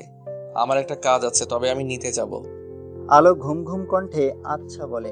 হয়তো ঘুমিয়ে পড়েছে, তাই সাহাব আর কিছু বলে না, নিজেও চোখ বন্ধ করে ঘুমানোর চেষ্টা করে। আলো সকালে ঘুম থেকে উঠে সাহাবকে পায় না। ফ্রেশ হয়ে ভার্সিটির জন্য রেডি হয়ে নিচে আসে। সাহাব বাদে সবাই নাস্তার টেবিলে আছে, কাল রাতের রায়শা নামের মেয়েটাও। শারমিন তালুকদার আলোকে দেখে বসতে বলে। আলো ওনার পাশের চেয়ারটায় বসে পড়ে। তারপর নাস্তা করে সবার কাছ থেকে বিদায় নিয়ে সাফারাতের সঙ্গে ভার্সিটির উদ্দেশ্যে বেরিয়ে এলো। সাফারাত ড্রাইভিং সিটে বসে, আলো ফ্রন্ট সিটে বসে আছে। সাফারাতকে আজ বেশ ফুরফুরে লাগছে, যা দেখে আলো ঠোঁট টিপে হাসে, কিন্তু সাফারাতের চোখে তা পড়ে না। আলো নিজেকে স্বাভাবিক করে সাফারাতকে উদ্দেশ্য করে বলে ওঠে, একবারও বলেনি আগে ভাইয়া। সাফারাতের কথাটা বুঝতে একটু সময় লাগলো। বুঝতে পেরে লাজুক হাসলো। তারপরে আলোর দিকে তাকিয়ে একটু করুণ কণ্ঠে বলে ওঠে, বলতাম, কিন্তু ভয় করতো যদি ভাইয়া বা বাবা না মানে। এটা কোনো যৌক্তিক কথা নয় ভাইয়া। ভুরু কুঁচকে বলে ওঠে আলো। সাফারাত দীর্ঘশ্বাস ফেলে। সে জানে, কিন্তু কেন বলতে পারেনি সে জানে না। হয়তো বড় ভাইয়ের মতো হলে ঠিক বলে দিত, যেমনটা বড় ভাই খুব সহজ সাবলীল ভাবে তার ভালোবাসার মানুষটাকে নিজেই করে নিয়েছে। কিন্তু অদ্ভুত ব্যাপার হলো, সে তো সাহাব নয়, সাফারাত। তাই হয়তো পারেনি। এখনো তাদের গন্তব্যে পৌঁছাতে অনেকটা সময় বাকি। সাফারাত এসব ভেবে নিজের মনের কিছু কথা আলোকে বলতে শুরু করে। তুমি তো জানো, আমরা সবাই মাসে একবার করে ইতিমখানায় যাই। এমনি একদিন সবাই আমরা গিয়েছিলাম। সেদিন আমি তখন ইন্টার ফার্স্ট ইয়ারে ভর্তি হয়েছি মাত্র। সবসময় ওখানে গেলেও কখনো কারো দিকে তেমন নজর দিতাম না। মেয়েদের ইতিমখানা কি না তাই। আর তুমি খুব ভালো করে জানো, আমি দাদুন মা তুমি ছাড়া কারোর সঙ্গে কথা বা মিশতামও না। সেদিন যখন ওখানে গিয়েছিলাম আমরা, তখন তোমরা সবাই যখন বাকি সব মানুষদের সাথে ছিলে, তখন আমি ফোন নিয়ে গেম খেলার জন্য সেখান থেকে সরে বাগানের এক সাইডে গিয়েছিলাম। সেখানে গিয়ে দেখি একটা 9-10 বছরের একটা মেয়ে ওখানে ঘাসের ওপর বসে বসে কাঁদছে। মেয়েটাকে আমার কাছে থেকে একদম পুরোপুরি দেখা যাচ্ছিল, আর ওর কান্নারত অবস্থায় দেখে আমার হার্ট কিছুক্ষণের জন্য স্টপ হয়ে গিয়েছিল। সেদিন আমি ওকে কান্না করতে না করিনি, কোনো এক অজানা কারণে ভালোই লাগছিল। ওর কাছ থেকে অনেকটা দূরে দাঁড়িয়ে ওর কান্না দেখছিলাম। সেদিনের পর থেকে আমি প্রায় যেতাম ওখানে। তারপর আস্তে আস্তে ওর সাথে কথা বলতে বলতে একটা সময় জানতে পারলাম ওর বাবা মা দুজনেই কার অ্যাক্সিডেন্ট করে মারা গিয়েছে। সেই থেকে ওর প্রতি আমার একটা আলাদা টান তৈরি হলো, আর সেখান থেকে ভালোবাসা সৃষ্টি হয়েছিল। কিন্তু ও নিজে কখনো বলেনি আমায় ভালোবাসে কিনা। কথাগুলো বলেই সাফারাত গাড়ি ব্রেক কষে। আলো এতক্ষণ মন দিয়ে কথাগুলো শুনছিল। গাড়ি হঠাৎ থেমে যাওয়াতে আলোর ধ্যান ফিরে। সাফারাত ততক্ষণে গাড়ি থেকে বেরিয়ে আলোর কাছে এসে দরজা খুলে নামতে বলে। আলো মুচকি হেসে নেমে সাফারাতের সঙ্গে ভার্সিটির ভেতর প্রবেশ করে। সাফারাত আলোকে ওর এক ফ্রেন্ডের বোনের সাথে পরিচয় করিয়ে দেয়। আলো মেয়েটার সাথে কথা বলে জানতে পারে সেই মেয়েটার বিয়ে হয়েছে 15 দিনের মতো হবে। মেয়েটার নাম রিয়া। সাফারাত চলে যায়। আলো মেয়েটার সঙ্গে কথা বলে। দুজনেই এই সময়ের মাঝে অনেকটা ভাব হয়ে যায়। আজ প্রথম দিন, তাই ক্লাস হয়নি। পরিচয় পর্ব চলেছে প্রতি ক্লাসে। ছুটি দিয়ে দেয়। আলো আর রিয়া দুজনে ভার্সিটি থেকে বেরিয়ে আসে। ওরা বেরিয়ে এসে দেখলো রিয়ার ভাই ওর জন্য অপেক্ষা করছে। রিয়া আলোকে বিদায় দিয়ে চলে যায়, আর আলো দাঁড়িয়ে থাকে। সাফারাত আলোকে ভার্সিটিতে রেখে আবার বাড়ি চলে গিয়েছে। সাহাব আসবে বলেছে, নয়তো চলে যেত। এখান থেকে বাড়ি বেশি দূর নয়, হেঁটে গেলে 15 বা 20 মিনিটের মতো লাগবে। আলোর সব ভাবনায় যখন বিভোর, ঠিক তখনই একটা কালো গাড়ি এসে থামে ওর সামনে। আর সেটা থেকে সাহাব বেরিয়ে আসে। আলো কাছে দিয়ে এসে গাড়ির দরজা খুলে দিয়ে আলোকে বসতে ইশারা করে। আলো সাহাবের দিকে তাকিয়ে থেকেই গাড়িতে উঠে বসে। সাহাব একটা ফর্মাল সাদা শার্ট পরে আছে, সাথে কালো প্যান্ট। বেশ লাগছে দেখতে, এমনিতেই সুন্দর, তার মধ্যে এখন আরো আকর্ষণীয় লাগছে, যার জন্য এখানে অবস্থানরত সব মেয়েগুলোর দৃষ্টি সাহাবের দিকে। কিন্তু সাহাবের সেদিকে ধ্যান নেই। সে নিজের মতো সানগ্লাস চোখে দিয়ে গাড়িতে ওঠে। আলো বসে আছে, সিট বেল্ট বাঁধেনি। সাহাব এগিয়ে গিয়ে সেটা বেঁধে দেয়।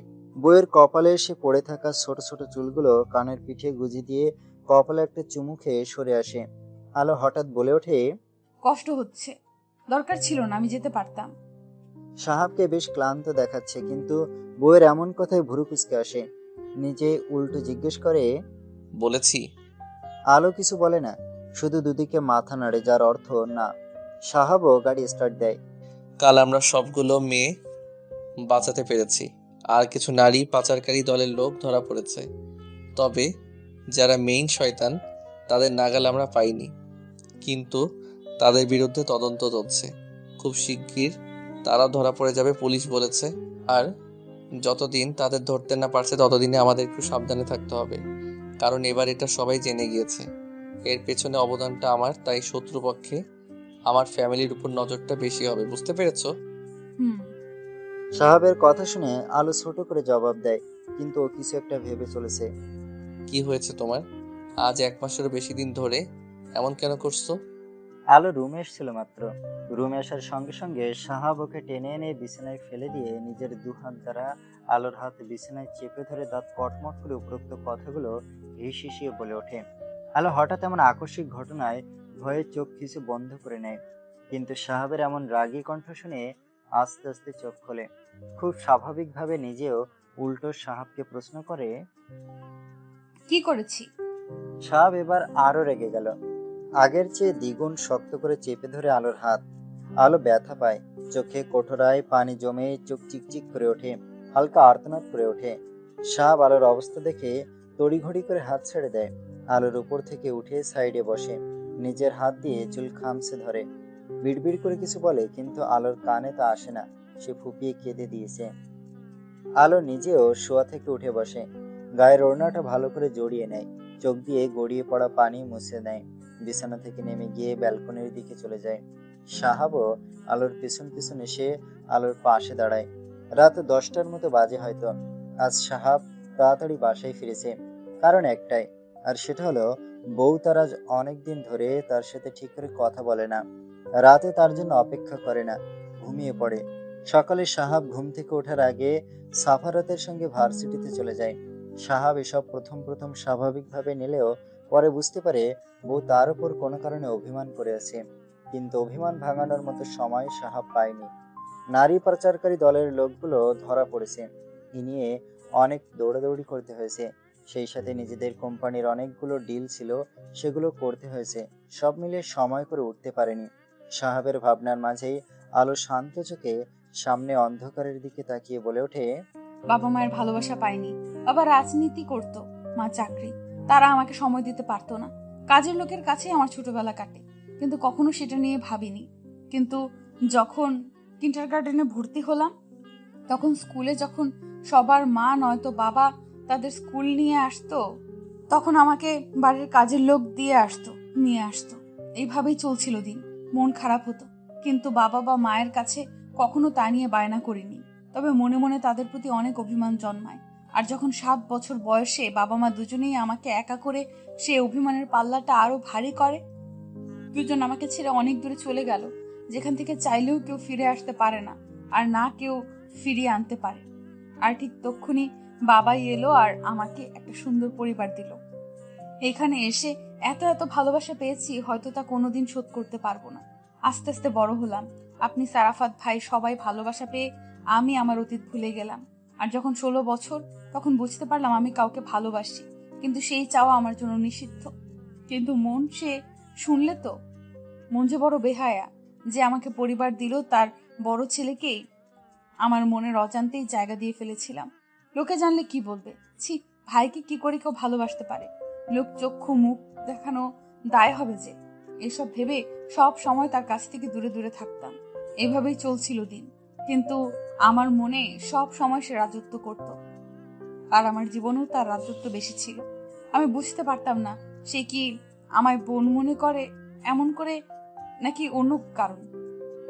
আর যখন ইন্টার পরীক্ষা শেষ হলো তখন একদিন জানতে পারলাম সে মাফিয়া। তারও অনেক বড় গ্রুপ আছে, আর সে সেখানকার লিডার। সেদিন অনেক কেঁদেছিলাম, যদিও সেই কান্নার কোনো মানেই ছিল না। চাওয়াগুলো যে নিষিদ্ধ ছিল। আস্তে আস্তে তাকে নিজের মনে মাথা দুইটা থেকেই বিদায় করতে উঠে পড়ে লাগলাম। কিন্তু এটা আমার জন্য এত সহজ ছিল না। তবে চেষ্টা চালিয়ে যেতে লাগলাম। কিন্তু মস্তিষ্কের কাছে সফল হলেও মনের কাছে পারলাম না। আর যখন বিয়ের কথা হলো তখন মা আমায় সবটা জানিয়েছে। প্রথমে খুশি হয়েছিলাম, কিন্তু আপনার প্রফেশনের কথা মাথায় আসতেই সে খুশি বেশিক্ষণ স্থায়ী হয় না। কিন্তু আপনার ভালোবাসা আর দাদুনের আবদার, এই পরিবারের প্রতিটা মানুষের ভালোবাসা স্বার্থপর হয়ে গিয়েছিলাম। কিন্তু আপনার ক্ষমতার কাছে গিয়ে সেটাই আমি বিজয়ী হতে পারিনি। কিন্তু আপনি তো আমায় কথা দিয়েছিলেন এসব ছেড়ে দিবেন। তবে এখন কেন তা হচ্ছে না? প্লিজ আপনি এইসব আর করবেন না। আমি শান্তিতে সংসার করতে চাই, পরিবারের প্রতিটা মানুষকে আগলে রাখতে চাই, একটা সুস্থ স্বাভাবিক জীবন চাই, পরিবার নিয়ে ভালো আলো এক নিঃশ্বাসে সবগুলো কথা বলে, কিন্তু লাস্ট কথাগুলো বেশ উত্তেজিত হয়ে হাঁপিয়ে হাঁপিয়ে বলে। তবে লাস্ট কথাগুলো সম্পূর্ণ করতে পারে না, তার আগেই ঢলে পড়ে সাহাবের উপর। সাহাব আগলে নেয় বউকে, অস্থির হয়ে কয়েকবার ডাকে, কিন্তু আলো কোনো রেসপন্স করে না। সাহাব হন্তদন্ত হয়ে কোলে তুলে নিয়ে রুমে এসে বিছানায় শুয়ে দেয় বউকে, মাকে ডাকে। মুহূর্তের মধ্যে বাড়ির মেয়ের থেকে শুরু করে শামলা তালুকদার হাজির হয় এখানে। সাহাব আরিফকে ফোন দিয়ে ডক্টর নিয়ে আসতে বলে। শারমিন তালুকদার আলোর হাত ঘষছে। রায়শা পায়ের কাছে বসে পায়ের তালু ঘষে। কাজের দুইজন লোক বাইরে দাঁড়িয়ে আছে। প্রায় আধ ঘন্টা পর আরিফ সহ ডক্টর নিয়ে রুমে এসেছে। সেলিম তালুকদার ডক্টরকে কিছু বলে বেরিয়ে যায়। সাহাব তখনও বইয়ের হাত ধরে বসে। সাফারাত আরিফ বেরিয়ে যায়, শুধু মহিলার আছে। বলেছি না বেশি লাফালাফি না করতে। আলো সাহেবের কথায় পাত্তা দেয় না। নিজের মতো করে রুম ছেড়ে বেরিয়ে যাওয়ার জন্য দরজার দিকে পা বাড়াতেই সাহাব খপ করে ওর হাত ধরে আটকে দেয়।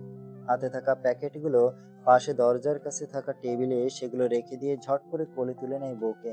বিছানায় শুয়ে দিয়ে নিজেও আলোর উপর হালকা ঝুঁকে পেট থেকে জামাটা সরিয়ে সেখানে নিজের ঠোঁট শুয়ে দেয় পরপর কয়েকবার।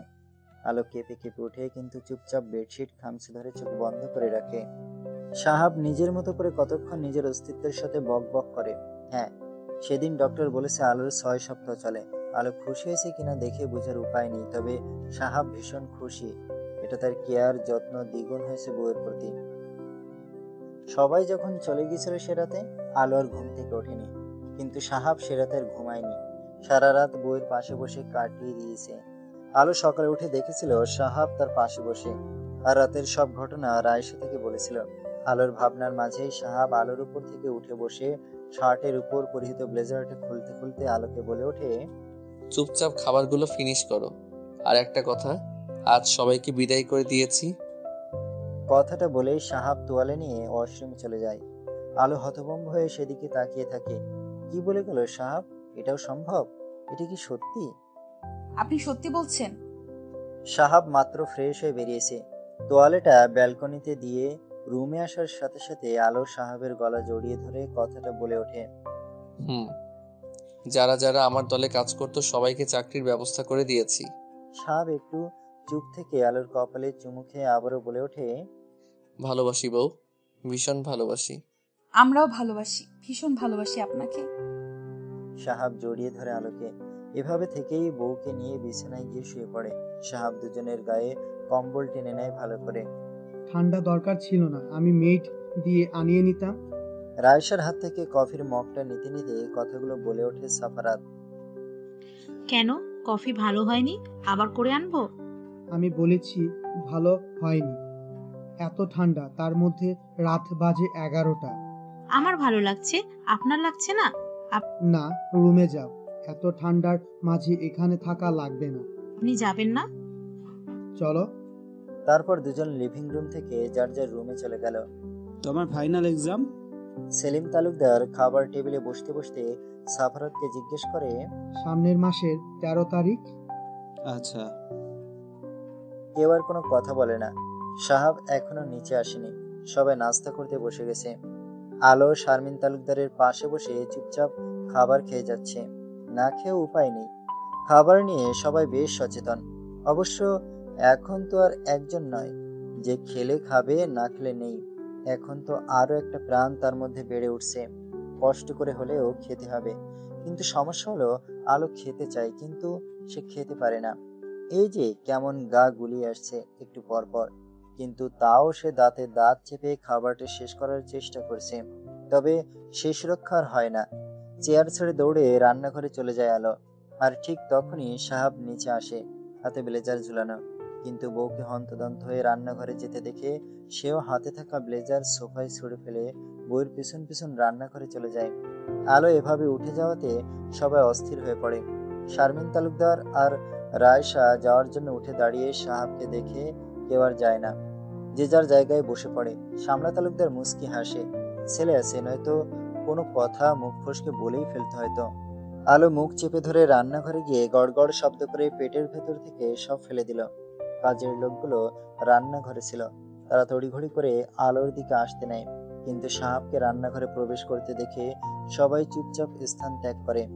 সাহাব দ্রুত এসে আলোর চুলগুলো মুখের উপর থেকে সরিয়ে দেয়, মুখে পানি দিতে সাহায্য করে। আলো একদম নেতিয়ে পড়ে, চোখ পিটপিট করে তাকায় সাহাবের দিকে। মলিন হেসে বলে ওঠে, আপনার দেরি হচ্ছে, খাবার খেয়ে অফিস যান। সাহাবের বুকের ভিতর ধুপ করে ওঠে। সে কি তবে তার অর্ধাঙ্গিনীর অভিমান এখনো ভেঙে দিতে পারেনি? পারবে কি করে? সে যে এই কয়দিন অনেকটা দূরে ছিল তার প্রেয়সীর থেকে। আর এই দিন কি সেই অভিমান, এক রাতে আর কিছু কথা কি এতদিনের অভিমান ভেঙে দিতে পারে? আর ভেঙে যাওয়ার কথাও নয়। সাপ সেই প্রত্যাশা করেও না। ভেতরে ভেতরে আলোর কথায় খারাপ লাগলেও মুখে প্রকাশ করে না। ঝট করে বউকে কোলে তুলে নেয়।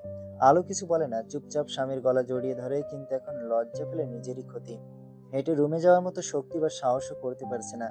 সাহাব রান্নাঘর থেকে বেরিয়ে কোনো দিকে না তাকিয়ে সোজা সিঁড়ি দিয়ে উপরে উঠে রুমে চলে আসে। ডাইনিং টেবিলে বসা কেউ তেমন প্রতিক্রিয়া করে না।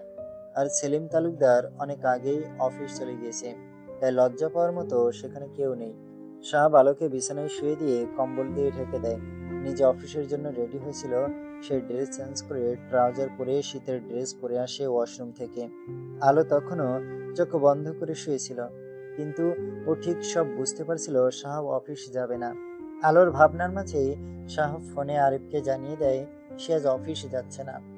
আজ নয়, আগামী 7 মাস সে অফিস যাবে না। যা শুনে আলো শোয়া থেকে উঠে বসে চোখ বড় বড় করে সাহাবের দিকে তাকায়। কিন্তু সাহাব তখনও ফোনে কথা বলতে ব্যস্ত। সাহাব আরিফকে বুঝিয়ে দিচ্ছে। আর সাফারা তো অফিস যাবে, আর সেলিম তালুকদারও আছে, তাই বেশি সমস্যা হবে না।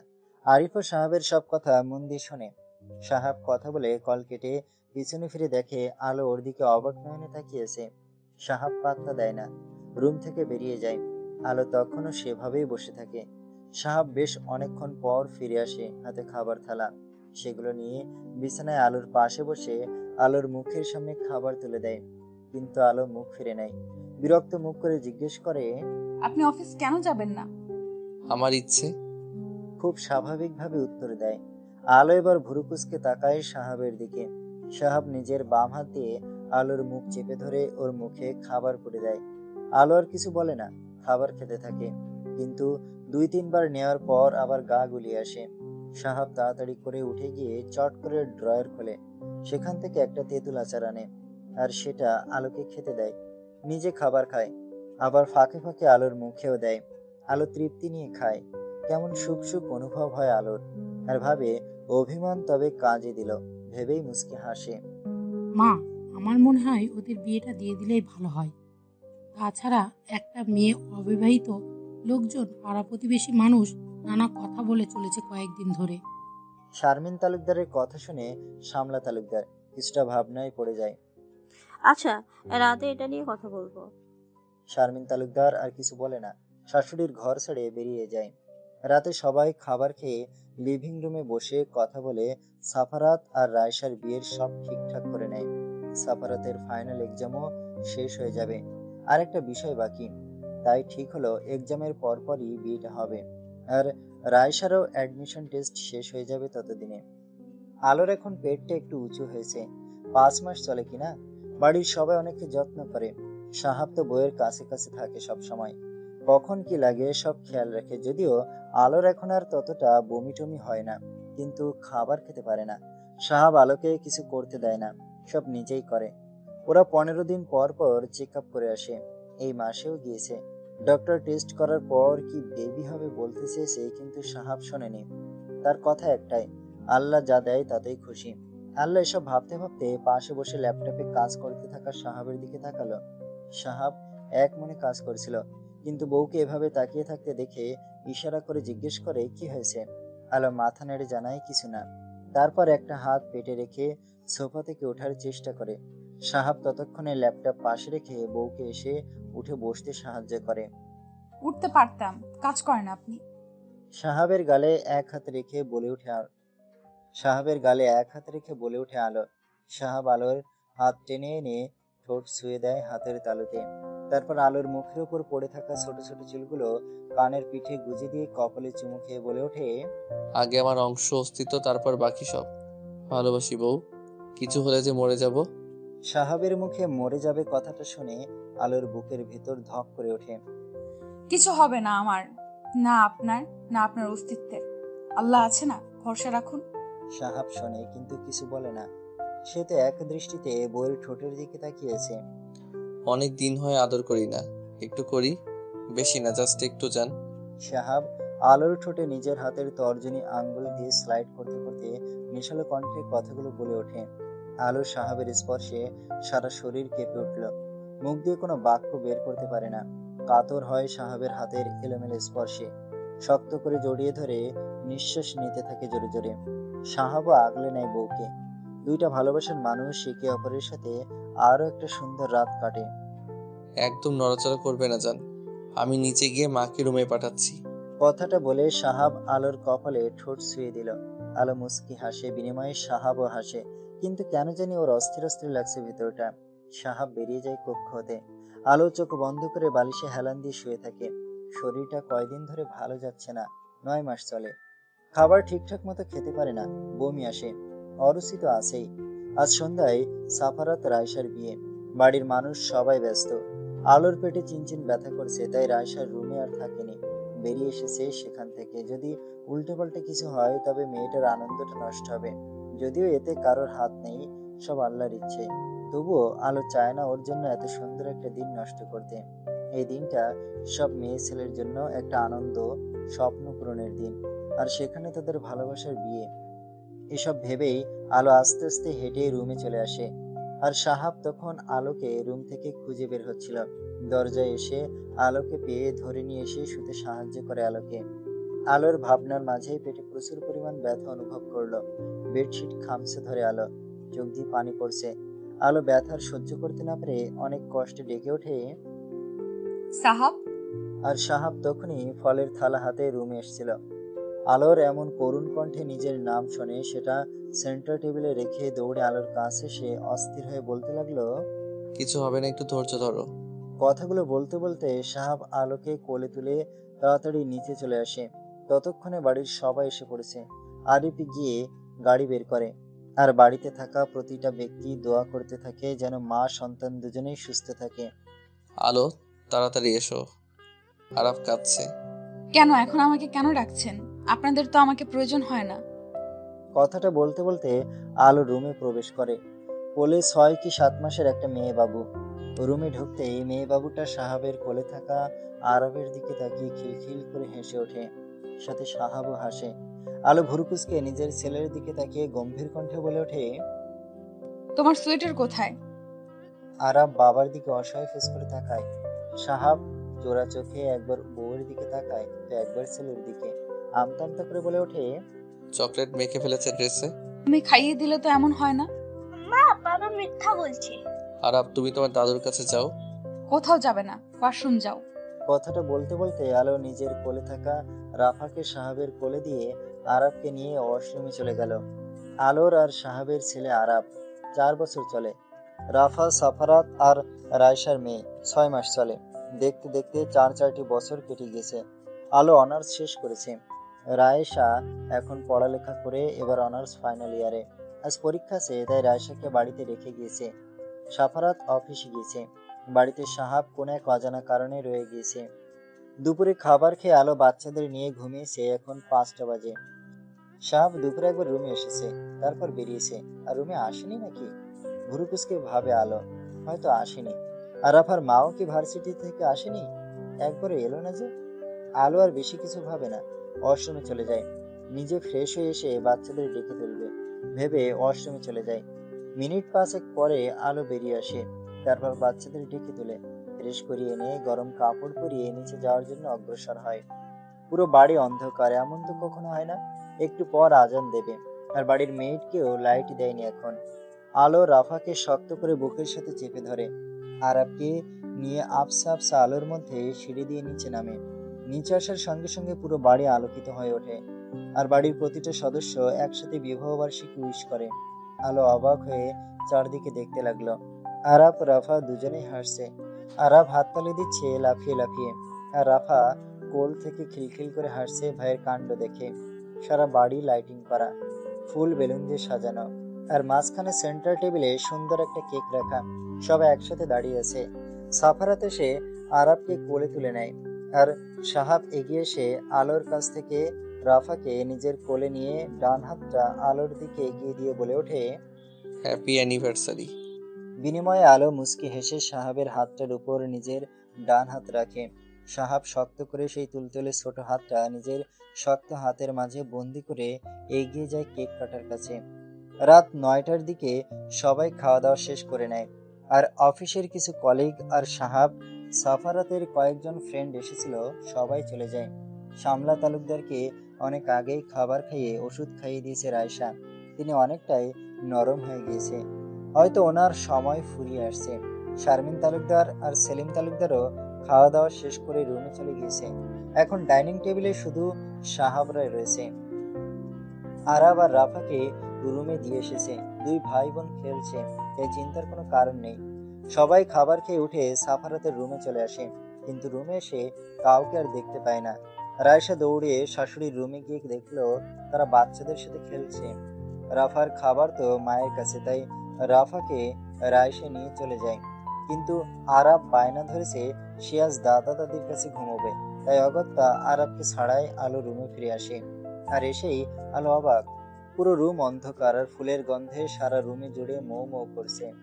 আলো একটু সামনে এগোতে দরজাটা কেউ পিছন থেকে লাগিয়ে দিয়ে ধীর পায়ে এগিয়ে আসছে। আলো বুঝতে পারছে, কিন্তু নড়াচড়া করার মতো শক্ত পাচ্ছে না আলো। সাহাব দরজাটা আটকে এসে আলোর শরীরে থাকা শীতের চাদরে সরিয়ে, আলোর অনাবৃত কোমরে শাড়ি সরিয়ে নিজের ঠান্ডা শক্ত হাতটা আলোর কোমরে রাখে। আলো ততক্ষণে চোখ বন্ধ করে নিয়েছে। এসব কখন করেছেন? আমিনা, সাফারাত আর আরিফ সাজিয়েছে। বয়স হয়েছে সেদিকে খেয়াল আছে? সেই জন্যই তো আরবের একটা বোনের ব্যবস্থা তাড়াতাড়ি করতে হবে। অসভ্য পুরুষ, আপনি আর কোনোদিন ভালো হবেন না। সবার কাছে হলেও তোমার কাছে হতো পারবো না, কারণ প্রতিটা পুরুষ তার ব্যক্তিগত নারীর কাছে অসভ্য। আর যদি ভালো হয়ে যায় তবে ভবিষ্যতে প্রজন্ম কোথা থেকে আসবে? চুপ করুন অসভ্য পুরুষ, ভুল হয়েছে আমার। তবে বাবা রাজকন্যার মিশন শুরু। সাহাব সবটা কথা সম্পূর্ণ করার আগেই আলো সাহাবের দিকে ফিরে জাপটে জড়িত ধরে সাহাবকে। সাহাব মুচকি হেসে কোলে তুলে নেয় আলোকে। বিছানায় শুয়ে দিয়ে নিজের ভালোবাসার দিয়ে দিশেহারা করে তোলে আলোকে। স্বামীর ভালোবাসায় দিশেহারা আলো যখন দিক খুঁজতে ব্যস্ত, ঠিক তখনই কানে ভেসে আসে, ভালোবাসি বউ, এভাবে মরণের আগে অবধি রেখে দেবো তোমায় আমার বক্ষ পিঞ্জিরায়।